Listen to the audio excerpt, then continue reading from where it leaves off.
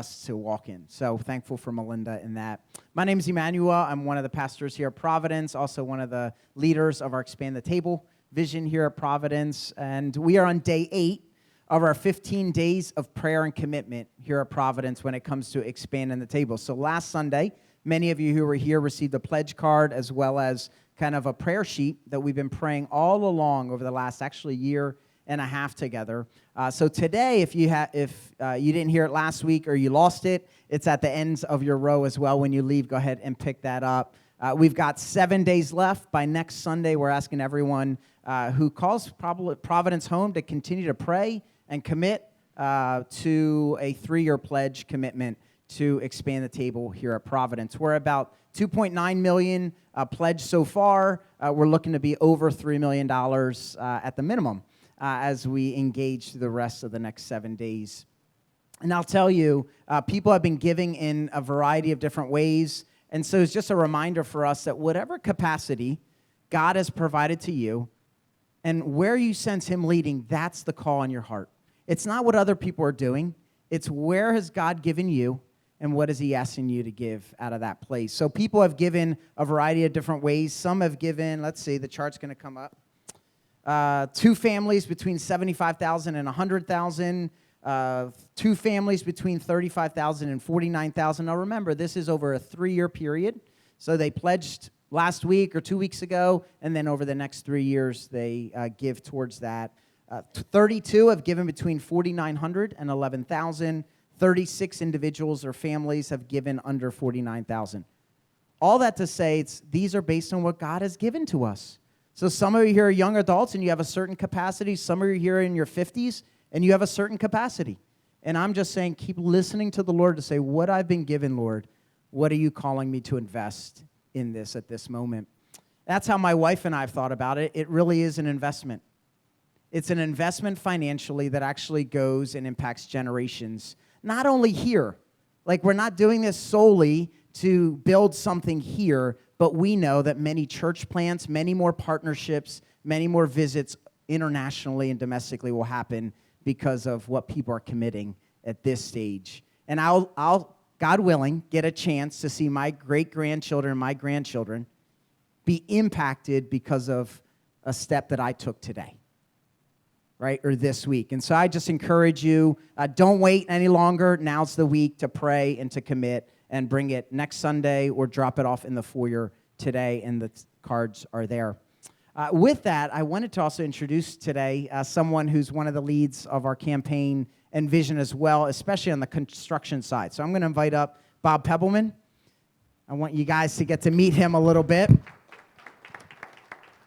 What's up, Bob? So Bob's incredibly fit.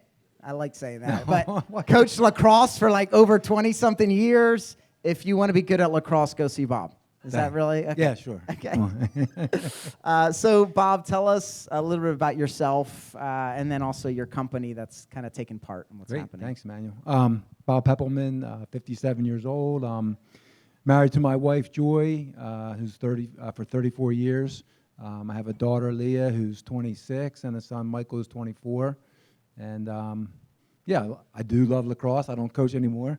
But my daughter, Leah, she coaches in college, so I get my fix from her. So, well done. Thank you. You trained her up. Good job. I tried. Good job. Good job. Tell us a little bit about your company, your team that's working on the construction piece here. Yeah, RJP Consulting Group. I've been in construction for over 30 years, and our company's been around for 15 years. We build projects around the country for people like Starbucks, 7-Eleven, TD Bank, Gap, Forever 21, and John Gleason and Jonathan Kaufman, who work at RJP, are leading the team for this project and doing a fabulous job. Those guys are doing the lion's share of the work as the construction management goes. So, and just Providence is blessed with great team, Bob Fenza and so many guys, Robert Newman getting the funding, et cetera, and the great prayer team that we have led by the Spears. So, yeah. Awesome. Thanks, Bob. Can you get us discounts to any of those stores you mentioned? No. I mean, really, they're listening. Okay. Forever 21. Come on. Okay, no. All right, now I've got them back. Okay. So, Bob, tell us, you're investing your company's resources, your own resources, your wisdom, expertise, What's motivating that? Because you've been pouring in a lot. Yeah, well, I guess I came to know Jesus as my Savior in 2003. I had always known who he was, but I never really submitted my life to him, and some events in our family caused that to happen, to get on my knees. And so I was being fed at St. Joe's Church in Downingtown, but I was looking for something more. I had been praying for godly men to come into my life and just more of a family, somebody who just wasn't meeting on Sundays. I met Phil in 2009 and started to come to Providence in 2010, and just a beautiful place where the love that you receive when you walk in that door is not, it's genuine. And some people who I brought here like, oh my gosh, those guys love you, it can't be real. I'm like, it's real. When you see Bob Service and he gives you a hug, he loves you from the heart. So yeah, so it's been a tremendous blessing. Yes. Yeah. And if you stop by Wednesday morning, you'll see his life group of guys meeting in the corner. They take up half the restaurant or something. At Green Street Grill. Green Yeah. Street, that's Come it. on Green in, Street. we can have breakfast with us anytime. Yeah.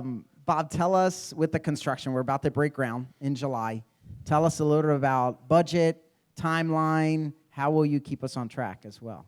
Yeah, well, construction is never linear.